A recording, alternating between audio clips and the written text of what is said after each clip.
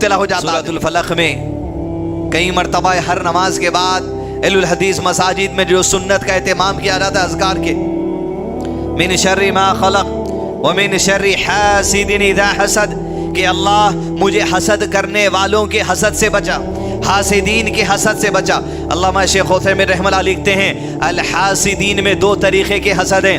या आप ये मत सोचिए हसद से लोगों के जो सो बुराई से बचने अपन क्या करना, या खुतबे का अहम मकसद ये है मेरी हसद से आप कैसे बचना, आपकी हसद से दूसरा कैसे बचना, इसकी तरफ तवज्जो दीजिए। सिर्फ वन साइड मत सोचिए लोगों की हसद से हम कैसे बचना, हमारी हसद से ज़माने को कैसा बचाना, इसकी तरफ तवज्जो दीजिए। इसलिए कि अल्लाह के नबी सल्लल्लाहु अलैहि वसल्लम ने इरशाद फरमाया अपने शर से ज़माने को बचा ले, ये भी तेरे लिए सदका है। हमारी हसद दूसरे के लिए शर है, इस शर से बचा लो, ये भी नेकी है हमारे लिए।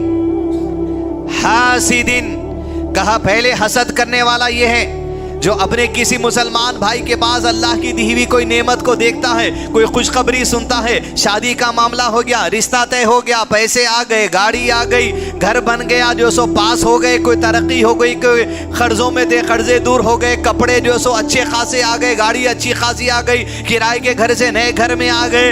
आपके अंदर एक बात यह है, हासिदीन में पहला हासिद ये है जो अपने किसी भाई या बहन या शौहर बीवी को या बीवी शौहर को या औलाद बाप को या बाप औलाद को देखकर किसी की भी हसद किसी को हो सकती है। कहा जब देखता है तो पहला हासिद ये है प्राइमरी लेवल ये कि वो गमज़दा हो जाता, मायूस हो जाता कि हमारे पास ये नहीं है। तो फिर कहा अब दर्जा ये बढ़ जाता, उसकी चाहत ये हो जाती ये उसके पास जो है ये चले जाना, ये मेरे पास आ जाना, ये उसके पास क्यों है, तबाह हो जाना, ये मेरे पास आ जाना। ये वो चीज है जब दिल का मैल भर जाता है। कितनी नमाजें पढ़ के आप ईमान की तरक्की को पहुंचे, फरमाया आप सल्लल्लाहु अलैहि वसल्लम ने ये तुम्हारे दीन को मिटा देने वाला अमल है। तुम किसी दूसरे मुसलमान भाई का नुकसान चाहते हो, बुराई चाहते हो, नेमतें छीनना चाहते हो, अल्लाह ने जो उसकी तकदीर में नेमतें लिख दी है अल्लाह की तकदीर पर उंगली उठाते हो, दीन मिटा देने वाला अमल है। क्या बाकी रह गया? जबान से कहने की जरूरत नहीं है, अमल करने की जरूरत नहीं है, दिल का इरादा काफी है बस। अल हसद प्राइमरी लेवल, इंसान गमज़दा हो जाता। दोस्तों की शादी में गए, आपकी जरा 30+ हो गई, 30 के अंदर ही कोई शादी कर लिया, यूं जो बैठे हुए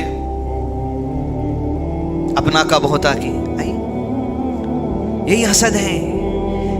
गम में चले जाना, फिक्र में चले जाना, बेबहरे बन जाना, यूं जे क्या हो रहा, आप किधर धुन में चले गए, फिक्र में चले गए आप, इसके पास कैसा हो गया, हमारा कब होगा, मायूसी डाल रहा, शैतान लो ग्रेड कर रहा, ईमान को और कमजोर कर रहा। अल हासिद, ये अपन क्या सोचते वो सोचिए, दूसरे अपने को देख के क्या सोच रहा, अभी वो सेकंड पार्ट है खुतबे का। हम क्या सोच रहे हैं वो देखिए, गमज़दा हो रहे हैं क्या, प्राइमरी लेवल के हासिद बन गए क्या।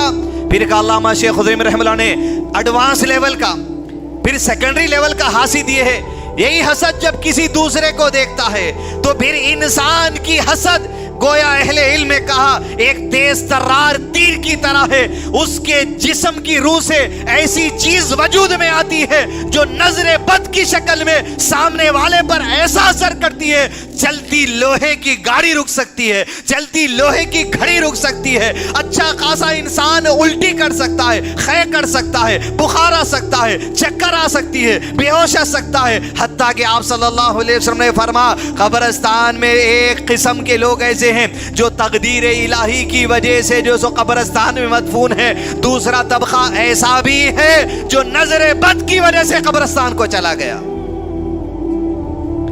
नजरे बद मेरे को किसी की लगेंगी ये दूसरी मामला है, इसके प्रोटेक्शन का तरीका बताया गया, लेकिन मेरी नजरे बद से दूसरे को क्या इस लेवल का नुकसान हो रहा, आपकी नजरे बद के शर से क्या दूसरे को ऐसा नुकसान हो रहा, उस लेवल का हासिद हमको बनना नहीं है। अल हासिदिन इज़ा हसद, हासिद की हसद का दूसरा लेवल है नजरे बद। अब जिसका हदीस पे इनकार नहीं है उन्हें नजरे बद को तस्लीम भी नहीं करता, जिसका हदीसों पर ईमान है, नबी की गवाही पर ईमान लाया, अल्लाह की गवाही पर ईमान लाया, नजरे बद वजूद है, इसका बरक है, अल्लाह की तख्लीक है। कायल इल्म ने ऐसी तेज तर्रार तीर की तरह ये नजर बद होती है, सामने वाले की तरफ चलती है, लेकिन जब वो अल्लाह के जिक्र और अस्कार में अल्लाह की मदद मांग कर होता है, पलट कर वही तीर उसी की तरफ आती है जिसने नजर बद लगाई हो। शर्म में मुब्तला हो जाता आदमी। तबीयत परेशान है तो आप ये सोच रहे हैं नजरे बद लग गई क्या मेरे को? वो पलट के भी आ सकती जो आप नजरे बद किसी को लगाए थे, शर पलट के भी आ सकता। ये कोई मामूली चीज नहीं है। दीन मूंडने वाली है बोले अल्लाह के नबी सल्लल्लाहु अलैहि वसल्लम, दीन मिटा देती, ईमान का लेवल कमजोर हो जाता। जब मैं सोच रहा हूं किसी मुसलमान का आता कैसा भाई है, आज टोमे लगने की बीमारी है, दूसरी लोगों की जिंदगियों में झांकने की, कैसा आ गया, कहां से कमा लिए, कल तक नहीं था ना, 6 महीने पहले क्या हाल था, आज क्या हो गया, अरे इसकी बच्चा थोड़े दिन पहले बाहर गया ना, अब आते ने उसको बनाना शुरू कर दिए घर, अब आते शादी हो गई। परेशानी आपको हो रही।